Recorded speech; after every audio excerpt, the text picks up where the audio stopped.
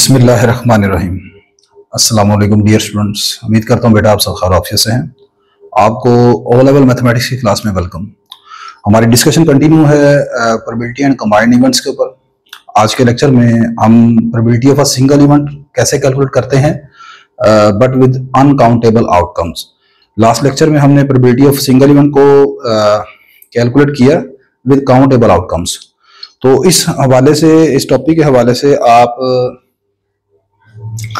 कुछ जो क्वेश्चंस हैं और कुछ एग्जांपल्स जो हैं, जैसे कि आप जानते हैं मैं यहाँ पर 8th एडिशन इस्तेमाल कर रहा हूँ सिलेबस मैथमेटिक्स सीरीज का। इस बुक को हम फॉलो कर रहे हैं। तो इसमें से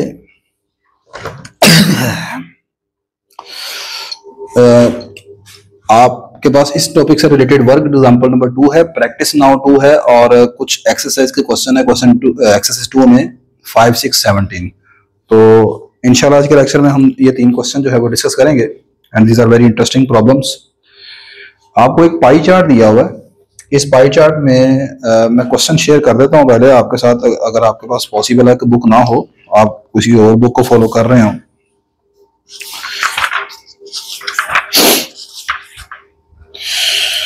तो ये स्क्रीन के ऊपर आपके पास क्वेश्चन आ रहा है, आप उसको पढ़ लीजिएगा। कह रहा है जी, a survey is conducted to find out which of the 4 activities soccer, basketball, chess and reading students in a class prefer. The pie chart shown the result of the survey. इस पाई चार्ट में जो बच्चे reading पसंद करते हैं उनका ये angle दिया हुआ है। चेस वाले जो हैं वो 45 डिग्री के एंगल को रिप्रेजेंट कर रहे हैं, बास्केटबॉल वाले राइट एंगल है और सॉकर वाले की जो प्रोपोर्शन है वो सबसे ज्यादा है, वो 35 डिग्री है। तो आपसे कहा जा रहा है, student is selected at random. एक स्टूडेंट आपने रैंडमली सिलेक्ट करना है। Find the probability that the student prefer soccer. क्या उस बात की प्रोबेबिलिटी है कि जो स्टूडेंट आपने चूज किया है वो सॉकर को पसंद करता है। यहाँ पर देखें कि जारी सी बात है, जिस ये पाई चार्ट है इसमें यहाँ पर सबसे पहले कि अनकाउंटेबल आउटकम का कॉन्सेप्ट कैसे है। अनकाउंटेबल का कॉन्सेप्ट इस तरह है, वैसे ये 4 कैटेगरीज हैं, लेकिन आपके पास उस स्टूडेंट की प्रोबेबिलिटी सबसे ज्यादा होगी जिसका एंगल ऑफ सेक्टर या एरिया ऑफ सेक्टर सबसे ज्यादा होगा। ठीक है, तो यहाँ पर इसका मतलब ये है कि सॉकर जो है इसकी ये एंगल ऑफ सेक्टर 135 डिग्री सबसे ज्यादा नजर आ रहा है। इट मींस इसकी जब आप प्रोबेबिलिटी निकालेंगे तो सबसे ज्यादा होगी। ठीक है, अब ये एंगल 0 मतलब इस पोर्शन से लेकर इस पोर्शन तक कितने पॉइंट्स हैं, कितनी आउटकम्स हैं। आप जानते हैं सेक्टर में इनफाइनाइट पॉइंट्स हैं। ठीक है, तो आपने स्टूडेंट यहाँ पर एक पॉइंट को रिप्रेजेंट कर रहे हैं तो वो इनफाइनाइट होंगे, अनकाउंटेबल होंगे, आप उन्हें गिन नहीं सकते। ठीक है, इन दैट सेंस वो यहाँ पर बुक में है कि आपके पास आउटकम जो है वो अनकाउंटेबल है। लाइक जैसे आपने पहले लास्ट लेक्चर देखा, उसमें आप एक डाई को थ्रो करते हैं या एक सिक्के को जो आप टॉस करते हैं तो उसमें गिनी चुनी सी आउटकम होती हैं। डाई के केस में 6 आउटकम है आप जानते हैं और सिक्के के केस में सिर्फ 2 हैं, तो आप उन्हें गिन सकते हैं। लेकिन यहाँ पर एक सेक्टर के अंदर कितने पॉइंट्स आप प्लॉट कर सकते हैं वो आप यहाँ पर अनकाउंटेबल है। अच्छा खैर, अब इस क्वेश्चन को करना कैसे आपने, आप सबसे पहले यहाँ पर लिख लेंगे, मुझे सॉकर वाले जो स्टूडेंट्स हैं उनकी वो निकालनी है probability.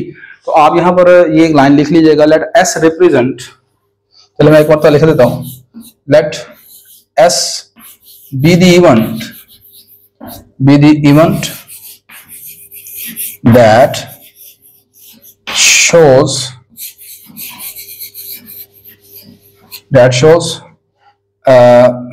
selected student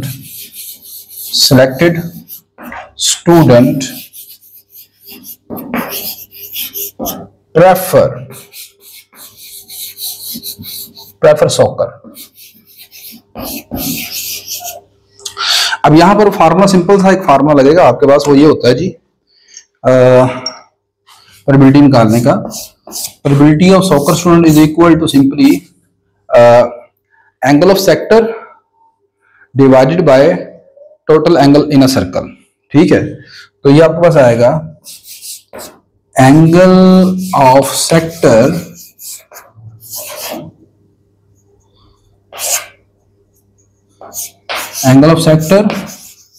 divided by angle of sector कौन सा, sector S, divide by total angle in circle, total angle in circle. अब सेक्टर का एंगल यहां पर देखें 135 डिग्री का है, ये आ जाएगा 135 डिग्री ओवर 360 डिग्री। इसको अब आप कैंसिल कर लें 45 डिग्री 45 के टेबल से, तो ये आपके पास आ जाएगा 45 3 जा 135 और 45 8 जा 360, ठीक है। तो इसका आंसर आ जाएगा 3/8। तो ये इसकी प्रोबेबिलिटी बनती है आपके पास, अगर एक आप स्टूडेंट रैंडमली चूज करते हैं और वो सॉकर को पसंद करेगा, इस बात की प्रोबेबिलिटी 3/8 है। नेक्स्ट आपके पास कहा जा रहा है इसमें कि अब आपने जो स्टूडेंट चूज किया है वो रीडिंग को प्रेफर करता है, ठीक है, वो रीडिंग को प्रेफर करता है, आपने ये बताना है। तो आप सबसे पहले यहां पर लिख लेंगे ये line, let R be the events that shows selected student prefer reading, ठीक है। तो प्रोबेबिलिटी ऑफ रीडिंग आपने निकालनी है स्टूडेंट की जो कि रीडिंग को प्रेफर कर रहा है। तो रीडिंग में यहां पर आप देखें पाई चार्ट में, पाई ग्राफ जो है, ये जो एंगल है आपके पास, ये एंगल विजुअली यहां पर नजर आ रहा है कि राइट एंगल है आपके पास, ठीक है। अदरवाइज उसका एक तरीकाकार अगर आप समझते हैं कि ये ठीक नहीं है, हमें नहीं नजर आ रहा या हम नहीं मानते इस चीज को, तो आप जानते हैं ये पूरा सेंटर में जब आप ये सेंट्रल एंगल कैलकुलेट करेंगे पूरा, तो ये सर्कल बनेगा 360 डिग्री टोटल एंगल होंगे। तो आपके पास तीन एंगल तो कंफर्म है, 135 है, 45 है और ये भी 90 डिग्री का, ये इसने खुद दिया हुआ है बुक में आपके पास। 135 और 45 कितना हो गया, 180 प्लस 90 कितना हो गया, 270 और टोटल एंगल आप जानते हैं 360 है, तो 360 में से आप 270 माइनस कर देते हैं, बाकी कितना रह जाएगा, 90 रह जाएगा। तो यहाँ पर विजुअली भी नजर आ रहा था और वैसे भी मैंने आपको बता दिया, तो ये आ जाएगा इसका answer 90 over 360 degree, that is 1/4, ठीक है। अब अगला है, कहता है अब आपने जो स्टूडेंट चूज किया है वो बास्केटबॉल और चेस को प्रेफर करता है, ठीक है। मतलब अब आपने निकालना, ये तीसरी चीज में आपने निकालना है, स्टूडेंट आपने चूज किया है वो बास्केटबॉल को और चेस को प्रेफर करता है, बी और सी उनका नाम रख लीजिएगा। सबसे पहले हमें यहां पर प्रोबेबिलिटी ऑफ बी और प्रोबेबिलिटी ऑफ सी अलग अलग से चाहिए होगी, ठीक है। तो पहले प्रोबेबिलिटी ऑफ बी निकाल लेते हैं, मतलब उन स्टूडेंट की प्रोबेबिलिटी जो कि बास्केटबॉल को प्रेफर करते हैं। बास्केटबॉल का एंगल ऑफ सेक्टर 90 है आउट ऑफ 360, यानी वो बिल्कुल यही हो जाएगा जो रीडिंग वाले हैं, यानी ये 1/4 आ जाएगा आपके पास। आगे मुझे चेस वालों की प्रोबेबिलिटी चाहिए, चेस वाले 45 डिग्री है, ठीक है, जो उसका एंगल ऑफ सेक्टर है, तो उसको आप डिवाइड कर लेंगे 360 के ऊपर, यानी कि चेस वालों का जो आंसर बनेगा वो ये होगा 45 ओवर 360। तो इसको आप कैंसिल कर लेंगे, ये आ जाएगा 1/8, ठीक हो गया। अब मुझे, मैंने लास्ट लेक्चर में भी आपको बताया था कि जब आपने और का केस देखे ना, आइदर बी और सी, तो ये यूनियन को रिप्रेजेंट करता है, ठीक है। तो यहां पर आप लिखेंगे ये this actually represent probability of B union probability of C, और इसको आप ओपन करेंगे तो आएगा probability of B plus probability of C, ठीक है।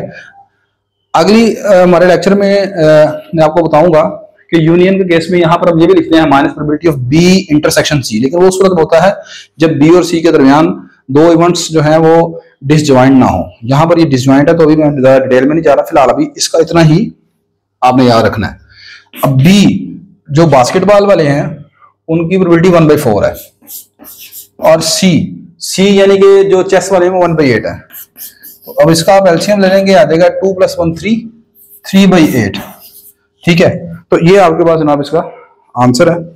आई होप कि आपको इसकी समझ आई होगी। नेक्स्ट आपके पास देखें इसका question number 6 question, this is very interesting question. इसमें थोड़ी सी तरह उसने हर्डल रखी है आपके लिए, वो देखिएगा जरा। मैं पहले जरा इसको मिटा लेता हूं, फिर क्वेश्चन नंबर 6 डिस्कस करते हैं। अच्छा जी, ये नेक्स्ट क्वेश्चन नंबर 6, ये एक अच्छा क्वेश्चन ऐड किया है इन्होंने बुक में। कह रहा जी, spinner consist of a board in the shape of regular octagon. ये आपको एक फिगर बना के दी गई है ऑक्टागोन। ऑक्टागोन एक ऐसी पॉलीगोन को कहते हैं जिसकी 8 साइडें होती हैं, तो आप गिन सकते हैं 8 साइड हैं इसकी,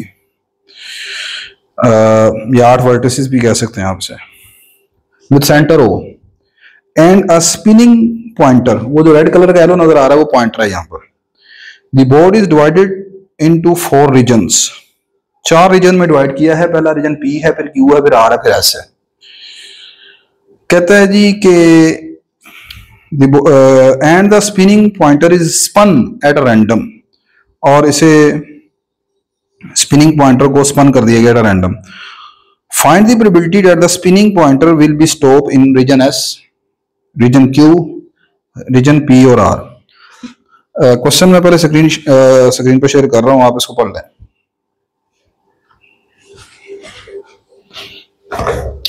अच्छा, इस क्वेश्चन में और पिछले क्वेश्चन में जो फर्क है वो ये है कि आपको यहाँ पर सेंट्रल एंगल नहीं दिए हुए, ठीक है, वहां पर सेंट्रल एंगल दिए हुए, तो यहाँ पर सेंट्रल एंगल नहीं दिए हुए।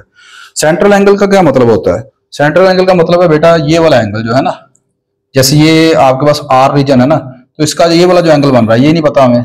इसी तरह रीजन क्यू, इसका एंगल नहीं पता हमें, ये वाला एंगल नहीं हमें पता, और ये वाला एंगल नहीं पता। टोटल एंगल ये 360 का बनेगा, पूरा सर्कल है। सेंट्रल एंगल जब पूरा सर्कल बनाते हैं ना वो 360 बनता है। तो यहाँ पर जो आपके एंगल ऑफ रीजन या एंगल ऑफ सेक्टर जो है, अच्छा यहाँ पर मैं चीज बताता चलो आपके नॉलेज के लिए जस्ट। एंगल ऑफ सेक्टर का या सेक्टर का जो कॉन्सेप्ट है ना वो सर्कल के साथ रिलेट करता है। ये सर्कल नहीं है, ये आपके पास है ऑक्टागोन। तो क्या आप फिर यहाँ पर इसे एंगल ऑफ सेक्टर वगैरह का वर्ड इस्तेमाल कर सकते हैं? जी कर सकते हैं। उसकी वजह सुन लें। देखें ये एक ऑक्टागोन है, 8 साइडें हैं इसकी 8 साइडों को अगर आप एक सर्कल से मिला दें, यानी किसी सर्कल के अंदर इसे इंस्क्राइब कर दें, ठीक है। अब जब आप सेंटर से लेकर इसके किसी भी वर्टिसेस को मिलाएंगे तो ये जो बनेगा ये सेक्टर ही बनता है ना, सेक्टर ऑफ सर्कल ही बनता है, सही है। तो आप इसके लिए सेक्टर का वर्ड इस्तेमाल कर सकते हैं अगर कभी कोई आपसे पूछ लेता है कि भाई सेक्टर क्यों इस्तेमाल करें। अच्छा चले, अब मैं बता रहा था कि यहाँ पर आपने सेंट्रल जो एंगल ऑफ सेक्टर है वो कैसे मालूम करना है। मैं यहाँ पर 2 मेथड आपके साथ शेयर करूंगा, आप दोनों में से कोई भी यूज कर सकते हैं। इसमें मेन कॉन्सेप्ट है एंगल ऑफ सेक्टर मालूम करने का, बाकी आप कर सकते हैं। मेथड 1 में एंगल ऑफ सेक्टर मालूम करने का तरीकाकार ये होगा, ये पूरी पॉलीगॉन में आपको पता है जो टोटल एंगल है कितने होंगे ऑक्टागोन में। किसी भी ऑक्टागोन में टोटल एंगल का फार्मूला है गिवन बाय n-2 × 180 डिग्री। तो n यहां पर है नंबर ऑफ साइड्स या नंबर ऑफ वर्टिसेस, वो 8 है, 8 - 2 × 180 डिग्री। ये बनेगा बेटा 6 × 180 डिग्री, और ये बनेगा आपके पास 1080। ये 1080 है।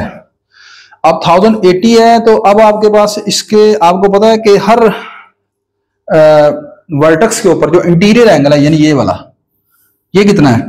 अगर इस आंसर को आप यहां पर डिवाइड कर दें n से, n का मतलब 8 नंबर ऑफ वर्टिसेस, तो आपके पास ये इंटीरियर एंगल आ जाएगा हर वर्टेक्स पर, ये बनेगा 135 डिग्री, ठीक है, 135 डिग्री बनेगा ये आपके पास। अब ये है 135 डिग्री का एंगल, हर 2 वर्टिसेस, हर वर्टेक्स के ऊपर इंटीरियर एंगल 135 डिग्री का है। ये मेरे पास 135 डिग्री का एंगल है, मुझे फर्ज करिए ये वाला एंगल निकालना है, ठीक है। अब ये 135 है और ये भी पूरा 135 है, इसका मतलब ये रह गया 135/2। इसी तरह ये भी पूरा 135/2, तो इतना ये रह जाएगा 135/2, ये सामने वाला। अब आप गौर करें कि जो रीजन आर है, region R is a quadrilateral, तो क्वाड्रिलेटरल में टोटल एंगल होते हैं 360 डिग्री के, ठीक है। तो इट मींस अगर आपने रीजन आर का एंगल, सेंट्रल एंगल मालूम करना है, एंगल ऑफ सेक्टर जो है, तो वो ये बनेगा 135 + 135/2 इंटू, चूंकि 2 टाइम है, 2 टाइम ऐसे मल्टीप्लाई कर देंगे, प्लस ये वाला एंगल, फर्ज करें इस एंगल का नाम हमने x1 रख लिया है। ये टोटल किसके बराबर होना चाहिए? एक किसी क्वाड्रिलेटर में टोटल एंगल 360 होते हैं, तो रीजन आर जो है वो क्वाड्रिलेटर को रिप्रेजेंट कर रहा है, लिहाजा टोटल एंगल कितने होंगे? 360 डिग्री। तो ये आपके पास कैंसिल हो जाएगा, तो 135 + 135 कितना हो गया? 270। x1 आपके पास आ जाएगा 360 डिग्री माइनस 270, तो x1 आपके पास ये वाला जो एंगल बनेगा वो बनता है यहां पर 90 डिग्री एंगल, यानी ये वाला एंगल 90 डिग्री का, ठीक है। 90 डिग्री का एंगल x1 जो रीजन आर में एंगल ऑफ सेक्टर है। अब दूसरा तरीकाकार सुन ले, इसी तरह आप बाकी भी निकाल सकते हैं सारे, सही है। लाइक अगर ये रीजन एस है, तो रीजन एस में अगर आपने निकाला है तो वो ट्राइंगल बनती है, ये वाला 135/2 है, ये भी 135/2 है, ये निकालना है आपने। तो ट्राइंगल में टोटल एंगल बनते हैं 180 डिग्री, तो 135/2 2 मरतबा है तो 135 बन जाएगा, उसको माइनस कर देंगे 180 में से, 45 डिग्री का एंगल बनेगा इसमें, ठीक है। लेकिन आई थिंक ये वाला शायद मेथड आपको मुश्किल लग रहा होगा। अब मैं एक आसान तरीका अगर आपसे शेयर करता हूँ, सुनिएगा। मेथड 2, एंगल ऑफ सेक्टर निकालने के लिए याद रखिएगा कि किसी भी ऑक्टागोन में जो एंगल ऑफ सेंट्रल एंगल होता है ना, central angle in any octagon,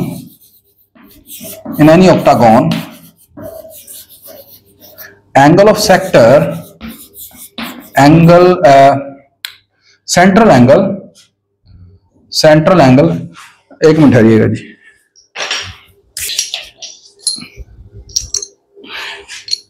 अच्छा, मैं आपको बता रहा था कि किसी भी ऑक्टागोन में जो सेंट्रल एंगल होता है ना बेटा, सेंट्रल एंगल का फॉर्मूला ये होता है, central angle is equal to, centre पर पूरा सर्कल बनेगा 360 डिग्री का, डिवाइडेड बाय, अगर ऑक्टागोन है तो 8 पर डिवाइड करेंगे, अगर हेक्सागोन है तो 6 पर, पेंटागोन है तो 5, जो भी आपकी पॉलीगोन है उसके जितने वर्टिसेस बनते हैं उन पर डिवाइड कर देते हैं।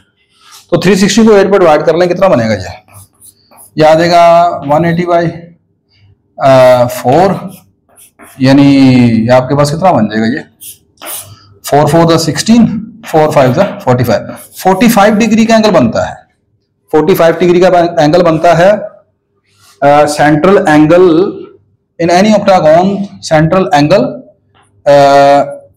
Between any two adjacent vertices,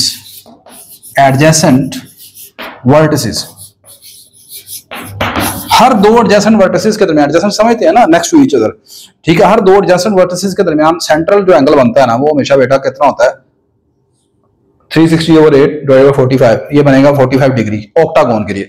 it means ये वाला जो एंगल है ना हमारे पास, ये वाला, ये देखें, ये पहला सेक्टर है, ये पहला वर्टेक्स है, ये दूसरा वर्टेक्स है, तो दोनों एडजेसेंट है, सही है, ये और ये एडजेसेंट नहीं है, सही है। अब वो सुनते जाइएगा, रीजन आर के लिए, फॉर रीजन आर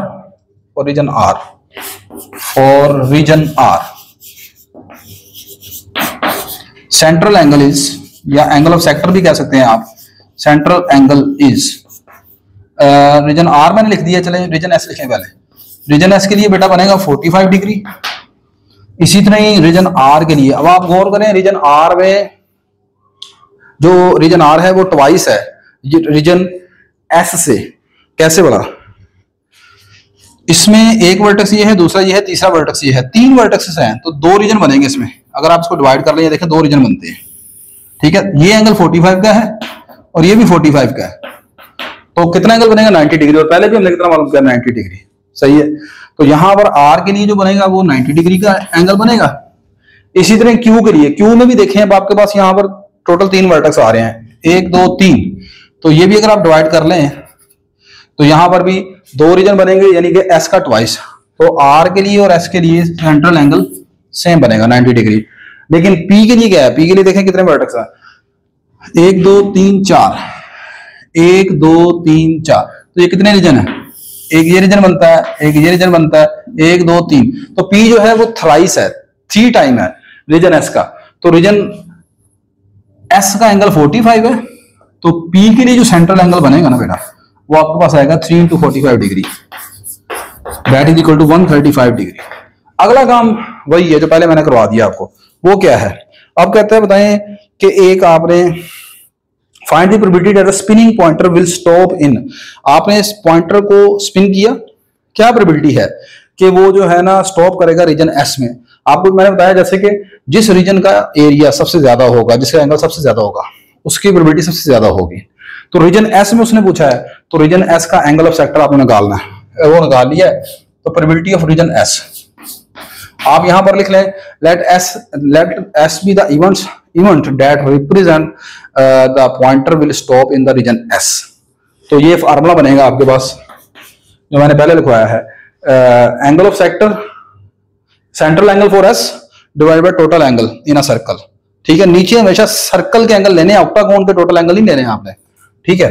तो यहां पर एस के सेंट्रल एंगल एस का बनता है 45, उसको डिवाइड कर देंगे आप टोटल सर्कल के एंगल 360 डिग्री, तो ये आपके पास आ जाएगा 1/8, ठीक है। आगे देखें, अगला उसने कहा है रीजन क्यू के लिए फॉर रीजन क्यू। अब आपका पॉइंटर जो है वो क्यू में आकर, रीजन क्यू में आकर स्टॉप करना चाहिए। तो क्यू का सेंट्रल एंगल कितना बना था? क्यू का सेंट्रल एंगल ही निकाला हमने, सॉरी ये ना गलती हो गई, ये आर और ऐसे नहीं लिखना चाहिए, आर और क्यू के एंगल एक जैसे हैं क्योंकि दोनों में क्वाड्रिलेटरल है, 90 डिग्री है, तो ये आएगा 90 degree over 360 degree, this is equal to 1/4। Lastly अब आपसे कहता है कि अब जो आपका पॉइंटर है ना वो रीजन पी में या फिर और आर में स्टॉप करना चाहिए, आर में और पी में। सबसे पहले आर की प्रोबेबिलिटी निकालें।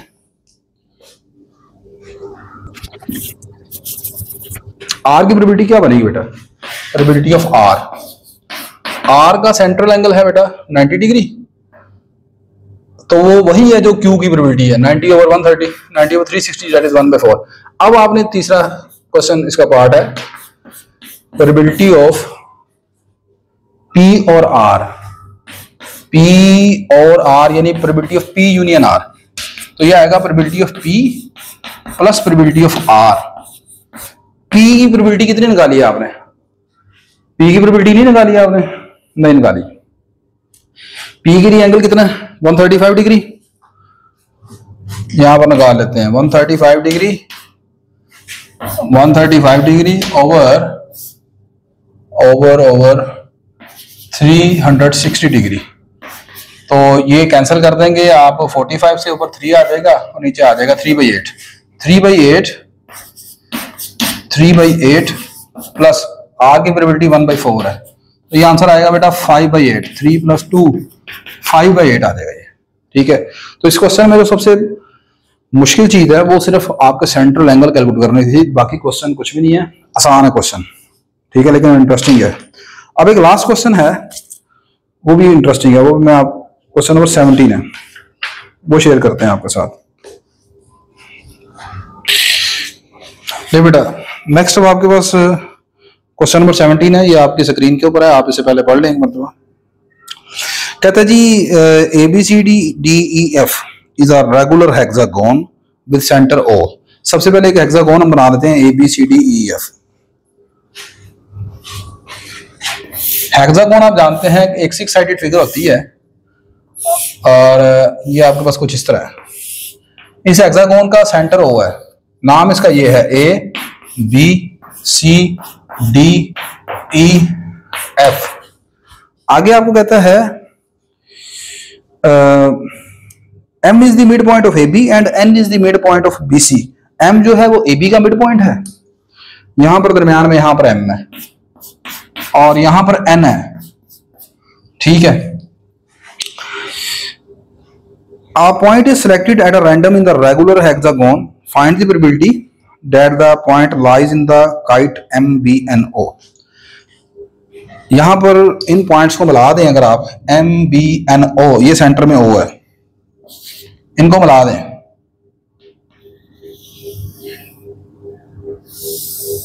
तो ये आपके पास देखें MBNO जो कि क्वाड्रिलेटरल है, कहता है ये काइट बनती है। ठीक है, तो कहता है कि एक पॉइंट आपने इस हेक्सागोन में से चूज करना है, क्या प्रोबेबिलिटी है कि वो जो पॉइंट होगा ना वो इस काइट के अंदर है।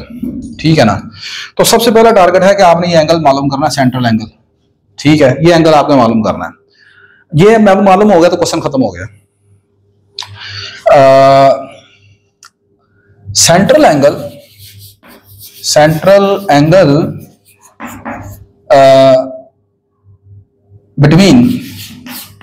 between any two adjacent vertices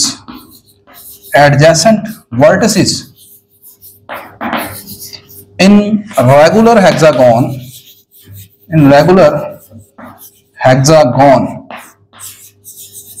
is given by, देखिए लास्ट क्वेश्चन में हमने किसी ऑक्टागोन में जो सेंट्रल एंगल बनता है ना दो एडजेसेंट वर्टिसेस के दरमियान, वो निकाला था इस तरह 360 डिग्री डिवाइड बाय 8। यहां पर चूंकि हेक्सागोन है, हेक्सागोन में 6 साइडें होती हैं, 6 वर्टिसेस हैं, तो 6 पर डिवाइड करेंगे 60 डिग्री आएगा। अब ये 60 डिग्री एंगल कौन सा है? ये नहीं है जो हमने मालूम करना है, वो 60 डिग्री नहीं है, बनेगा यही 60, लेकिन कैसे बनेगा वो चेक कीजिएगा। अब देखें जरा, ये आपके पास एक वर्टेक्स ये है, अगर फर्ज करें ये सी है और ये बी है, इनके दरमियान ये वाला जो एंगल है ना बेटा, ये 60 डिग्री है। तो 60 का हाफ कर दें अगर आप, क्योंकि ये एन जो है वो मिड पॉइंट है, तो ये वाला एंगल 30 डिग्री इधर रह जाएगा और 30 डिग्री ये रह जाएगा आपके पास। सही है। इसी तरह ही अगर आप ये बी और ए की बात करें तो ये भी कंसेक्टिव वर्टिसेस है, इन दोनों के दरमियान ये वाला जो एंगल बनेगा वो भी टोटल 60 का होगा। तो 30 इधर है और 30 इधर है।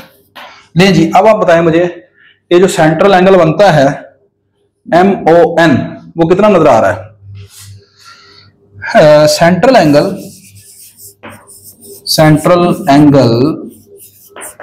जो आपका है MON, this is equal to 30 + 30 that is 60 degree.